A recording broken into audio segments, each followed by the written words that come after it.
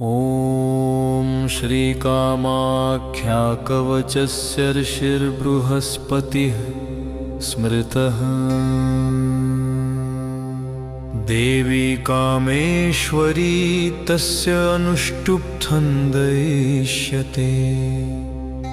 विनियोगः सर्वसिद्धौ तं च शृण्वन्तु देवताः।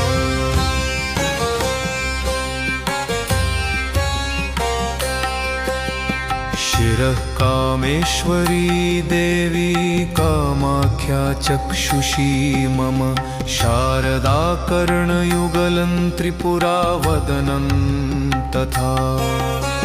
कण्ठे पातु महामाया हृदि कामेश्वरी पुनः। कामाख्या जठरे पातु शारदा मातु नाभितः। त्रिपुरा पार्श्वयोः पातु महामाया तु मेहने। गुदे कामेश्वरी पातु कामाख्योरुद्वये तु माम्। जानुनो शारदा पातु त्रिपुरा पातु जङ्घयोः। महामाया पादयुगे नित्यं रक्षतु कामदा। केशे कोटेश्वरी पातु नासायं पातु दीर्घिका। भैरवी दन्तसंघाते मातङ्ग्यवतु चाङ्गयोः।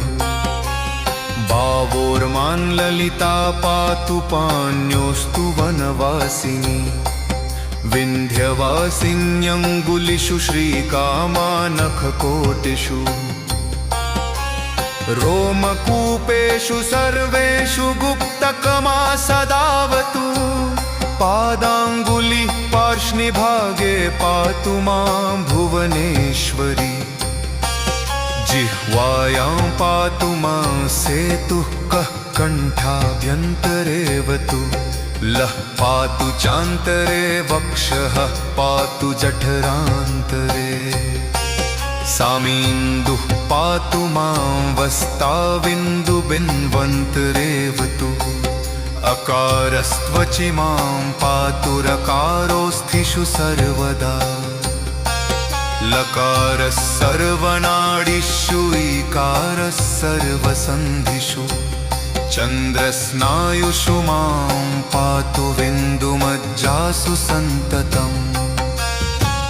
पूर्वस्यां दिशि चाग्नेयां दक्षिणे नैऋते तथा। वारुण्यां चैव वायव्ये